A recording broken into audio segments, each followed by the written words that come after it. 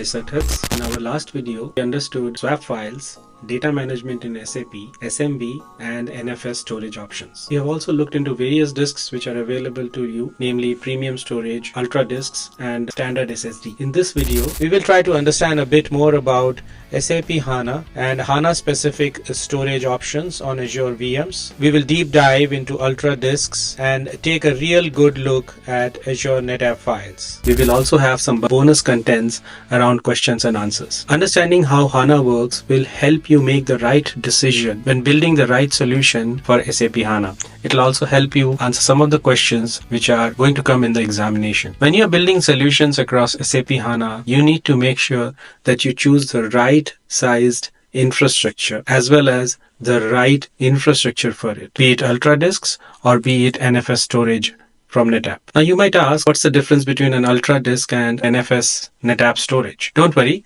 this video will help you understand that, and I'll help you get answers to those questions. I'll also make sure that we go through demos so that you have a complete understanding of how ANF works. So stick around with me and let's crush those certifications together. Oh, and before we start, a quick intro about myself. My name is Rajdeep. I am a Microsoft certified trainer and a solution architect, and I help clients build amazing solutions every day. If you want to connect with me and like-minded professionals, you can comment below. Join the LinkedIn and Facebook groups in the description section. Let's take a quick trip down the memory lane. Back in the on-premises days, deployments meant bringing in your physical server, racking, stacking, and cabling. Yeah, that was really messy. But those days, appliance vendors met the minimum storage requirement for SAP HANA with all the bells and whistles around IOPS and throughput. But now in Azure, you get to design the infrastructure yourself with all the cool features which Azure provides to you. Essentially,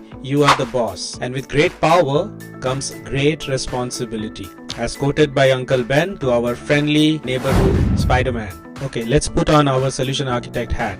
But wait, before we jump in, let's get a quick view on how SAP HANA actually works so that we can design our solution accordingly. Now, HANA, as you know, is an in-memory database solution. So why does being in-memory make HANA a faster database? To put it very simply, conventional databases relied on disk-based storage, while in-memory databases like HANA store the data in the memory, making it much faster to access. With no need to rely on slower disks, these databases are optimized to deliver data more predictably and faster. And this speed and boost allows HANA to process massive amount of data in real time. But does that mean that HANA database doesn't need a disk at all? Well, no. There is something called as warm and hot data management. Refer to the video linked above for more details about that.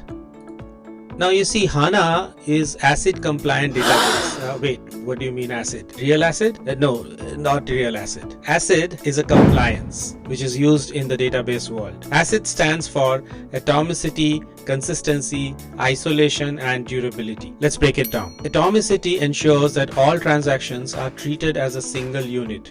Either everything completes successfully or nothing does. So imagine transferring funds between two bank accounts.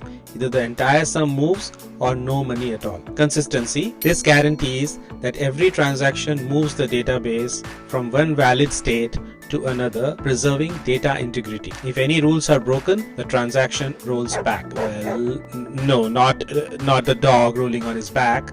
Isolation. This ensures that multiple transactions can occur simultaneously without interfering with each other. And durability. Once a transaction is committed, it's permanent even if the system crashes. So you see, ACID compliant databases are highly dependable, and HANA, my friend, is ACID compliant. SAP HANA database stores data in two formats, namely row store and column store. This approach is also called a hybrid approach. Column store is ideal for analytical queries, and it allows aggregations. It offers better data compression and supports parallel processing for faster results. Now, row store is more efficient for transaction heavy workloads like OLTP, where you need simple single record selects. So HANA's structure as a hybrid database handling both row and column store makes it versatile and powerful for different kind of workloads. Now if you're still riding along with me, do consider hitting the subscribe button, smash that bell icon, and receiving new updates on new videos. When HANA database loads, it basically sets up a memory pool, and this memory pool will be utilized for all your column and row system tables, along with DB management and temporary computations right till the code stack. Now that we have understood the memory aspect of HANA database, let's have a look at different volumes utilized by HANA database. First up is data volume. This is where your actual database and tables and indexes are stored. Log volumes stores transaction logs essential for recovering data. Shared volumes contains files which are shared across multiple hosts in scale out scenarios. Backup volumes are reserved for data backups and transaction log backup. So if you are setting up SAP HANA infrastructure in Azure, what storage considerations should you keep in mind? That's a food for thought. Well, for HANA on Azure, you will want to use storage types like Azure Premium Disks V1 and V2, Ultra Disks, or NetApp solutions.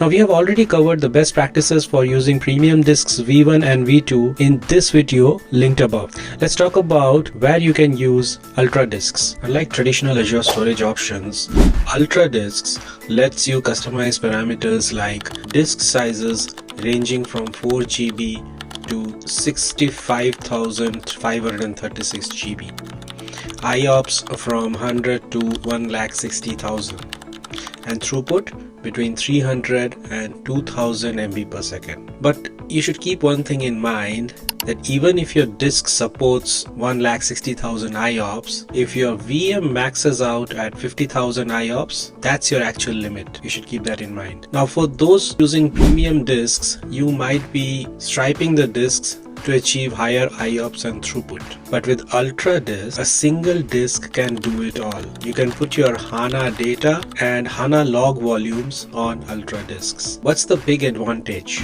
Ultra Disks significantly cut down latency, which means your HANA database will start up much faster and performs better during critical operations like writing save points. Save points synchronize changes from memory to disk, ensuring consistency.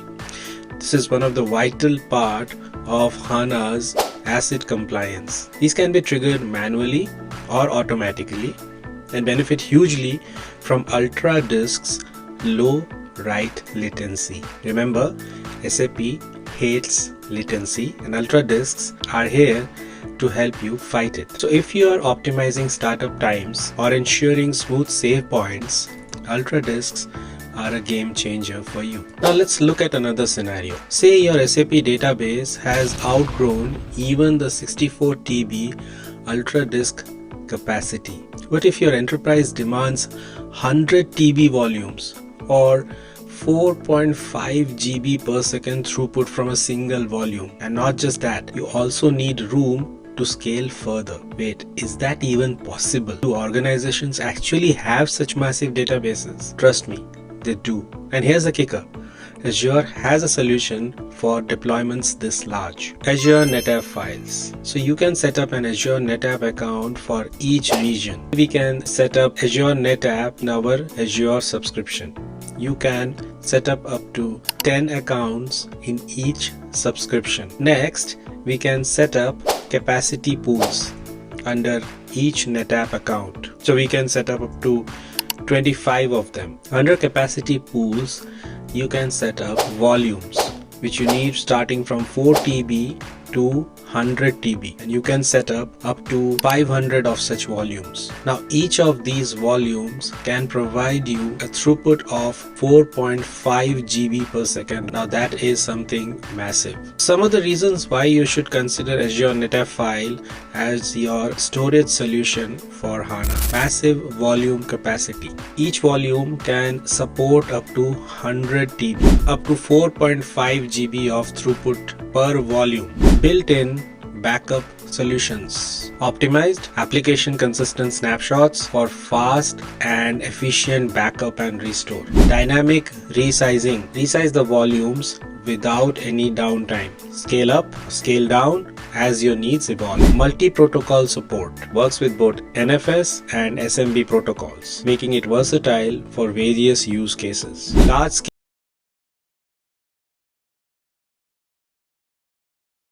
The simplified management of NetApp Files helps you manage these deployments seamlessly with a unified storage solution. No more juggling around with multiple Ultra disks. Cost effectiveness at scale. Capacity-based pricing model that actually beats Ultra disks' separate charges for capacity, IOPS, and throughput. And there you have it. Azure NetApp Files is not just a solution. It's a game changer for enterprises managing massive SAP HANA environment. Stick around because next we are diving deep into how to configure NFS 4.1 volumes for SAP HANA. Now before we begin the demo, there are some important prerequisites which you should have ready in case you want to set up ANF for your environment. Let us check these essentials are in place and what are those. Step 1 is subscription check. You need to make sure that you have at least pay as you go or EA subscription to create Azure NetApp account. If you got a developer subscription, no problem. You need to raise a support ticket with Microsoft to allocate the necessary quota. Now that may take a day or two,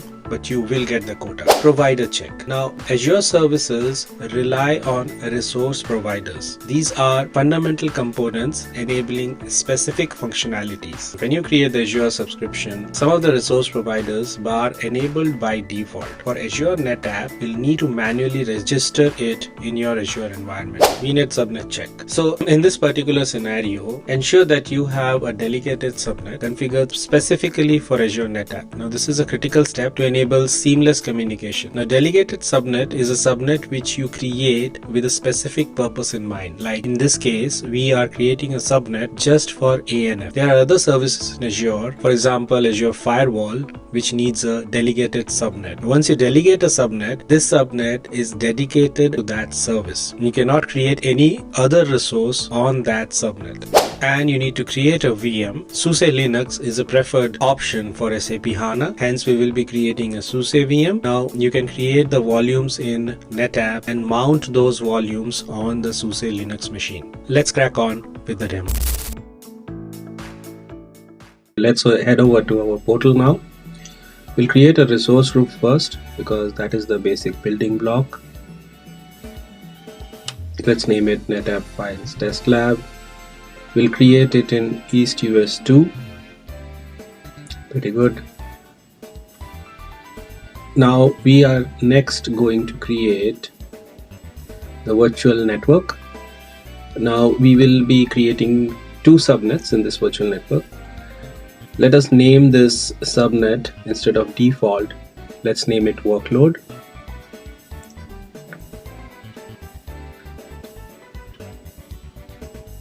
And the next subnet will be NetApp subnet. Now, one thing to keep in mind, this subnet needs to be delegated. So we will select delegated and delegate it to NetApp Files.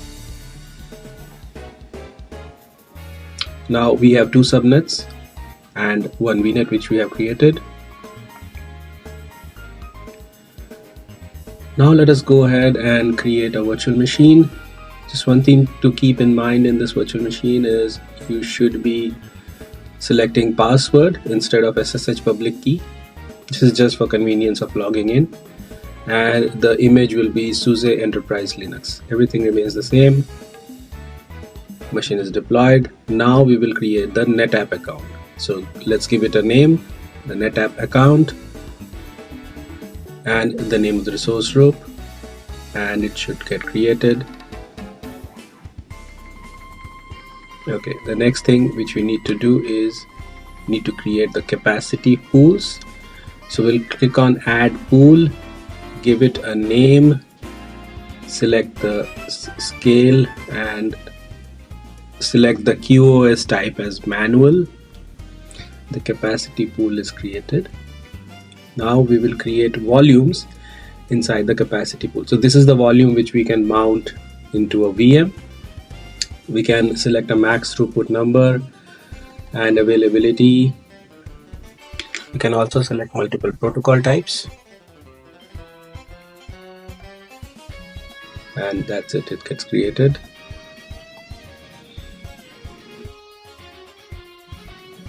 So now we have our volume, and if you go under mount instructions, you will see the exact commands which you need to run.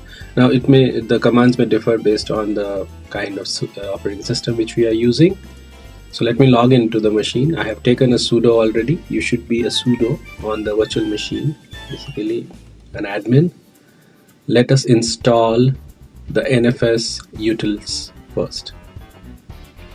This command is specific for SUSE Linux. There may be a separate command for a different distribution of Linux.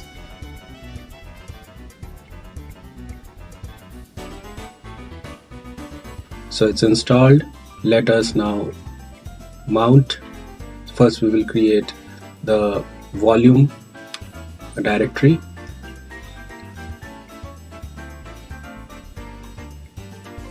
Then we will mount the volume. The mount has been successful. We can use df-s to check it.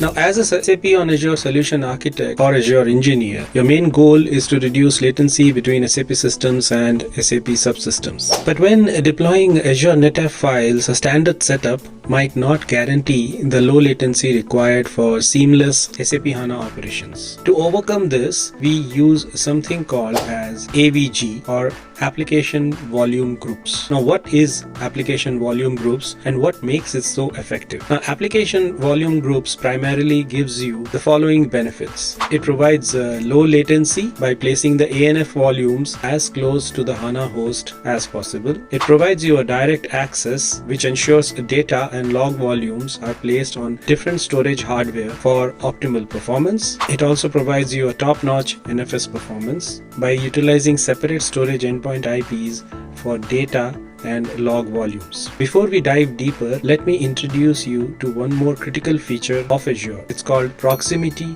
Placement Groups. Now, what is Proximity Placement Groups? Simply put, they tell Azure, keep my VMs and storage resources as physically close as possible, or in close proximity. Why does this matter? When two VMs are close, the data transfer time between them is significantly reduced. This ensures lower latency. What Azure does in the background is it places these VMs in the same host cluster so that they literally are just next to each other. Once VMs are a part of a PPG, or a proximity placement group, they are physically and logically close to each other. Now comes the magic. You deploy a NetApp AVG and specify the PPG you had created earlier. Now with this setup, NetApp files with AVG are anchored close to the VM. Volumes are allocated in proximity to ensure the lowest latency possible. And there you have it. Low latency, highly available SAP HANA database systems. Perfectly optimized with Azure NetApp Files and proximity placement groups. This setup ensures peak system performance, meeting SAP's demanding speed and reliability requirements. Let's try this out in our Azure environment. Okay, let's come to our Azure portal. Let us first create our availability set. I've already created a resource group. So the default domain and the update domain is 2 and 5 respectively. As you can see, there is no proximity placement group in the availability set right now. We'll create it later. So our availability set is ready. Let's create a proximity placement group now. Click on create, give it a name, give it a location, and click on create. So now our proximity placement group and availability set is ready. We'll create a virtual machine. All the same settings. Just remember, this time in redundancy, select availability set and select the availability set we just created so that the VM comes up in an availability set with the username, password, and that should be it. You can create the virtual machine.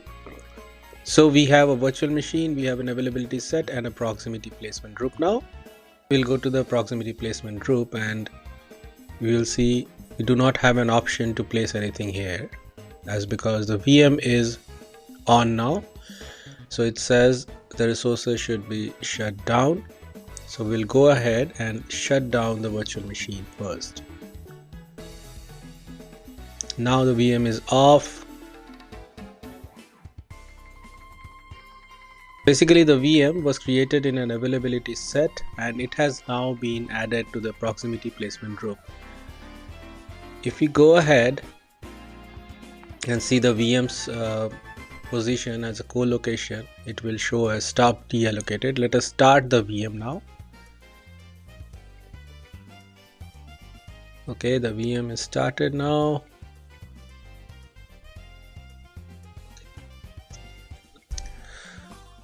And let's look at the configuration. We are now seeing that the availability set has been put under proximity placement group.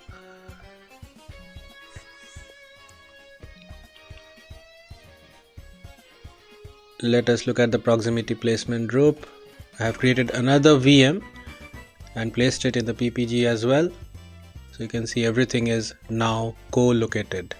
Now create a NetApp account as we did earlier. Create a capacity pool.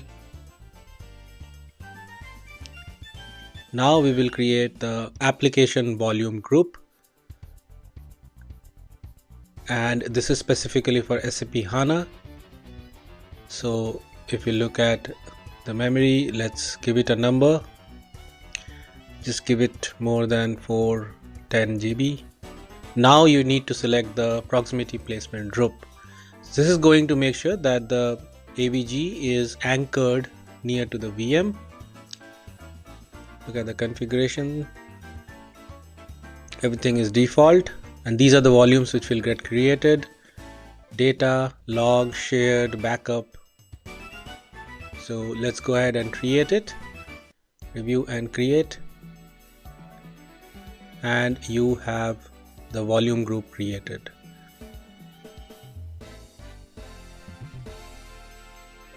Let's look at the account. Let's look at the application volume group. And we see that SAP HANA specific application volume group has been created, and the specific volumes have also been created, which have defined IOPS and throughput. There's one more critical piece of the puzzle that we need to address. How do you size your volumes for optimal performance? To get this right, we need to understand ANF service levels. Now there are three major service levels available from ANF, the difference being in the throughput capacity. Standard storage, which provides you a throughput of up to 16 megabits per second per 1 TB capacity. Premium storage provides 64 MB per second per 1 TB capacity. And last but not the least, you have ultra storage, which gives you 128 megabits per second per 1 TB capacity. Apart from these, there is another tier called cold access tier. Now cold access tier is available for all these tiers. This is specifically designed for infrequent data. This particular tier can help you save costs when you have archived data. Now these tiers allow you to scale throughout as per your workload needs. Now let's look at the recommended sizing for SAP HANA volumes to ensure optimal performance. For data volume, the recommendation is 4 TB and the throughput 704 MB per second. For log volumes, size can be 0.5 TB and throughput up to 256 MB per second. For shared volumes, recommendation is 1 TB and throughput up to 64 MB. And for backup volumes, you can deploy 4.5 TB and throughput up to 256 MB per second. By aligning your ANF volumes with these guidelines, you ensure maximum performance and efficiency for your SAP HANA workloads. Remember, the right sizing is not just about the capacity, but it's also about throughput, which is critical for SAP HANA's demanding operations. Now let's go through some question and answers which you might encounter in the certification exam. First question: in your SAP Azure landscape, you need to gather the following metrics: network latency between SAP NetWeaver server and SAP HANA server, throughput and latency of the storage subsystem on Windows Server and Linux platforms. What tools should you use? Ping, SOCPerf, Traceroute, or PSPing? Answer is SOC perf for network latency, and disk SPD for storage subsystem. Next question. You plan to deploy a highly available SAP HANA system on a scale-out configuration with standby on Azure virtual machines. You need to implement shared storage volumes using Azure NetApp Files. What should you create first? A private endpoint, a delegated subnet, a private link, or a service endpoint? Now we have already seen a delegated subnet. That's the correct answer. Now that's the wrap for today's session and also the storage topic. We have covered some essential tools and best practices for managing and optimizing your SAP HANA deployments on Azure, ensuring high availability, low latency using Ultra Disks and Azure NetApp Files. In the next video, we will talk about SAP databases. Remember, with the right setup and tools, you can unlock the full potential of Azure for your SAP workloads. Don't forget to like, comment, and subscribe for more hands-on insights and tips. I would like to thank you for watching, and I'll see you in the next one.